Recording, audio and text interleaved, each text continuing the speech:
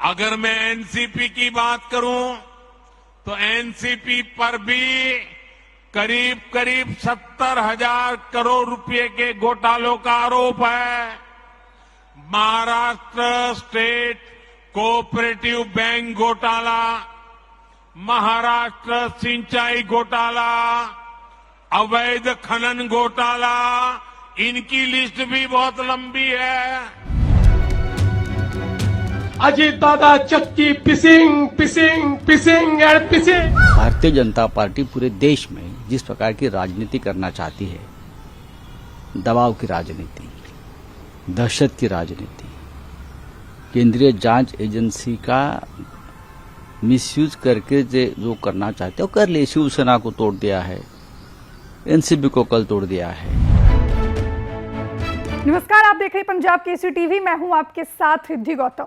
दिन था रविवार, तारीख थी 2 जुलाई।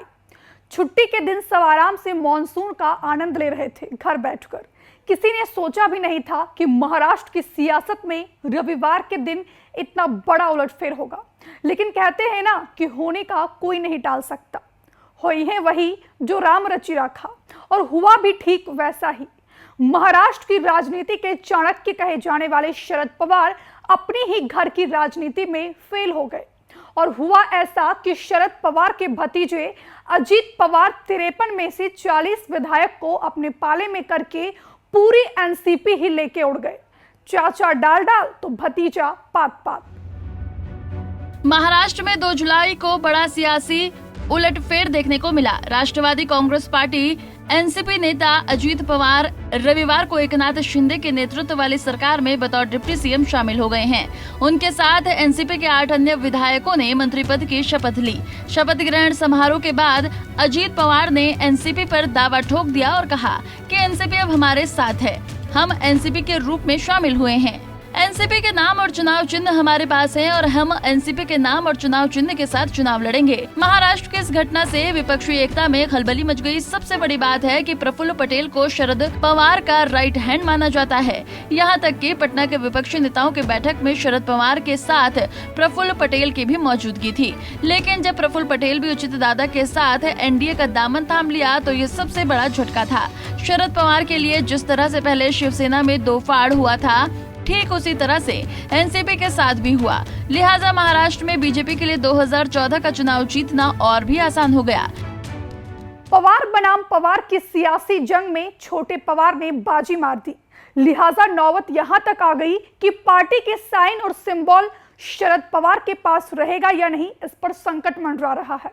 अब सवाल यही कि जब अपनों ने ही दगा कर दिया तो सगा किसको माना जाए। हालांकि कहते हैं कि राजनीति में कोई अपना और सगा नहीं होता। कहा जाता है कि महाराष्ट्र की राजनीति में शरद पवार से बगैर पूछे हुए एक पत्ता भी नहीं हिलता। लेकिन जब उनकी नाक के नीचे ही उनके भतीजे ने बगावत कर 40 विधायकों के साथ एनडीए ज्वाइन कर ली तो सवाल शरद पवार की कार्यप्रणाली पर उठने लगे। दरअसल पीएम मोदी ने राजधानी भोपाल से चुनावी जनसभा में विपक्षी एकता पर जमकर निशाना साधा था। उन्होंने कहा था कि जिनके दामन दागदार हैं, वो आज एक साथ आने की कोशिश कर रहे हैं। ये सारे विपक्षी दल बौखलाए हुए हैं। ये सारे लोग, ये दल गारंटी है भ्रष्टाचार की। ये सारे मिलकर के कम से कम 20 लाख करोड़ के घोटाले की गारंटी है। और कांग्रेस का घोटाला ही अकेले लाखों करोड़ों का है। 1,86,000 करोड़ का कोयला घोटाला, 1,76,000 करोड़ का 2G घोटाला, 70,000 करोड़ रुपए का कॉमनवेल्थ घोटाला शामिल है, 10,000 करोड़ रुपए का मनरेगा घोटाला, हेलीकॉप्टर से लेकर सबमरीन तक कांग्रेस के घोटाले से कोई ऐसा क्षेत्र नहीं है जो कांग्रेस के घोटाले की हाथ का शिकार न हुआ हो। वैसे जैसे ही एनसीपी बीजेपी शामिल हुई, वैसे ही तमाम विपक्षी पार्टियों ने केंद्र सरकार पर जमकर निशाना साधा। विपक्षी पार्टियों का कहना था कि जो जितने बड़े भ्रष्टाचारी हैं, उनको बीजेपी में उतना बड़ा पद मिलता है। बीजेपी हर जगह तोड़फोड़ की राजनीति करती है। तमाम सियासी घमासान के बीच 13 दिन बाद महाराष्ट्र सरकार में विभागों का बंटवारा किया गया, जिसमें अजीत पवार गुट को कई अहम मंत्रालय का जिम्मा सौंपा गया। अजीत पवार को डिप्टी सीएम के साथ साथ वित्त मंत्री बनाया गया।